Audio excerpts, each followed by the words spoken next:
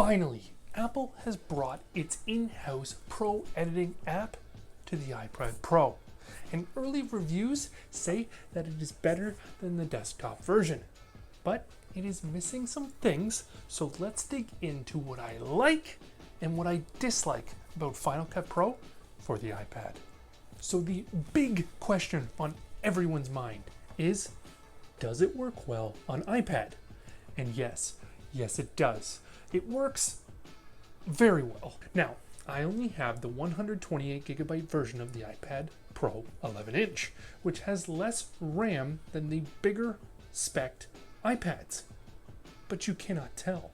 I have already edited a few 4K videos on this, and not once has it crashed or even hung up on me.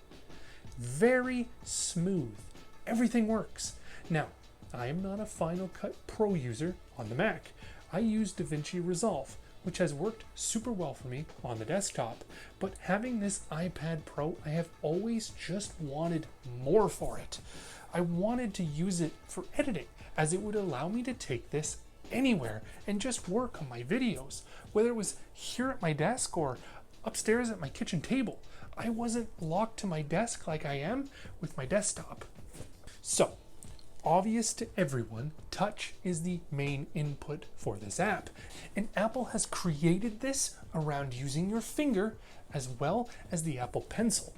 Now, I only have the M1 Pro, so I don't have that new hover scroll through the timeline, but that is not a deal breaker for me or even a reason for me to ditch this iPad and pick up an M2 iPad.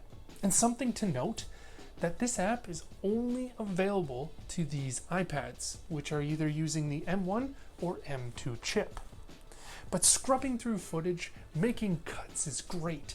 I have been using my iPhone to record more footage recently, and with using the iPad, which has access to my iCloud, it makes it super easy to just download the videos that I want to use them, or even share them directly from my iPhone using AirDrop. I don't have to deal with SD cards and swapping in and out. It's just super easy.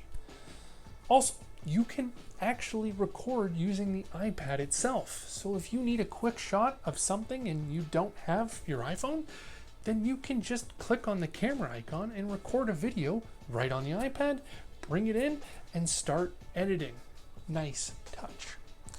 But going around the UI, starting at the top left to right, the first icon is how you can select or import your media, whether you want to pull from photos or files. The next icon is for using the iPad as a camera, as we mentioned before, with the quick record.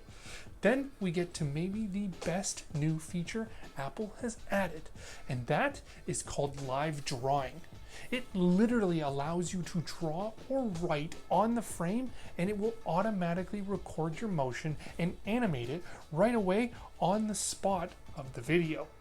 So this allows for some pretty cool things to be done, and something that would take hours when done right on other apps. Next to that, we have the export button, which allows you to export the entire video, just the audio, or you can export your entire project as a Final Cut project, which will then allow you to move over to the desktop app and continue editing from there.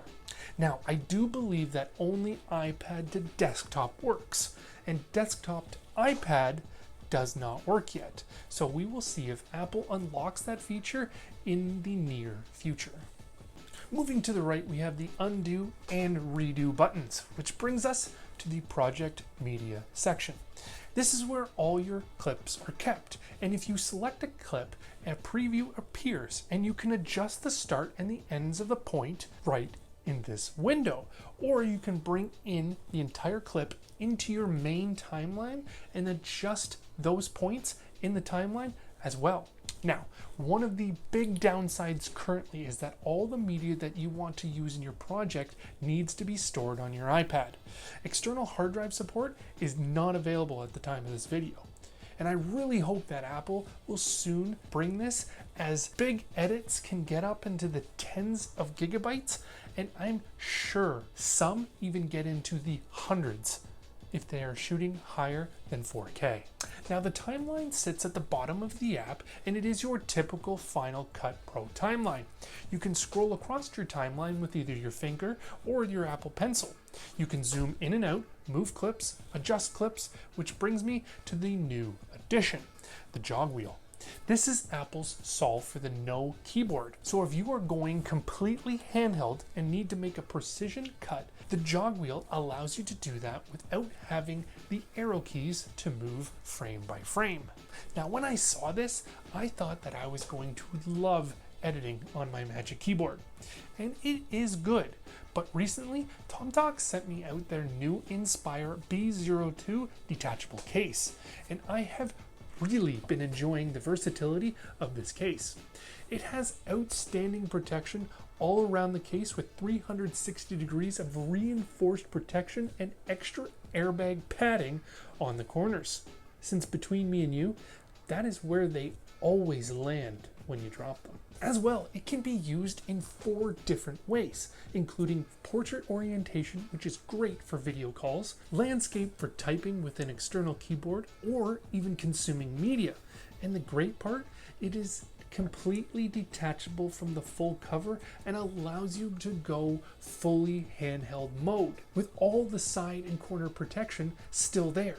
As well, there is a section for the Apple Pencil to sit and charge. And when you're done, just click it right back into the cover, which is made of premium PU leather and has a built-in wake sleep function and wraps your iPad in full protection as well as the Apple Pencil.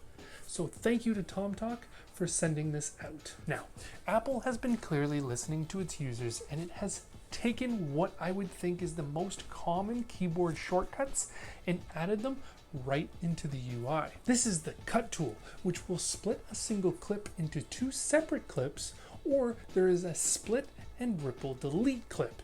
So you can position your timeline and choose to either split the clip and delete everything before that split or after the split. Super nice. It used to take multiple key presses, but now just one tap, boom, done. You can just tell that Apple has thought out where each of these buttons need to be, as they are just right where your finger rests while using this app, and making the jog wheel be able to move up and down or even switching sides makes it quite customizable. Now, the big downside is that this is a subscription app. It is $4.99 a month or $49 a year. There is no outright payment option. I do understand that this is a slight downside for most, but myself, I'm just starting out on YouTube. This is perfect for me. I think it makes it easier for students and people like me that have an iPad that just want to move up from iMovie or even the Clips app and want to give Final Cut Pro a go, and you're not stuck with a huge ask right out of the gate. But that $5 a month does give you access to some tools and media inside the app. There are titles, transitions, and music that can be used inside your videos as well. And with the music, Apple is using AI to allow you to cut or extend the music to the exact length that you want. You no longer need to cut and line up 2 different tracks on a beat. So that makes the $5 a month a little bit easier on the wallet. And by no means is this app perfect. It is missing some big features, like the ability to use LUTs, and color grading is tough as you can't copy paste changes. You need to edit each clip individually, so that section does need some work, as well as adding the ability to use an external SSD would be super nice. But it's a start, and I will take it. We finally have pro apps on the iPad made by Apple, and I will continue to use it, and hopefully they make the updates that we need to make this app even better. So let me know your thoughts on Final Cut Pro for the iPad down in the comments, or let me know what you are waiting for Apple to add before you give it a try. Thank you for watching. Leave a like if you enjoyed, subscribe if you're new, and I will see you in the next video next week.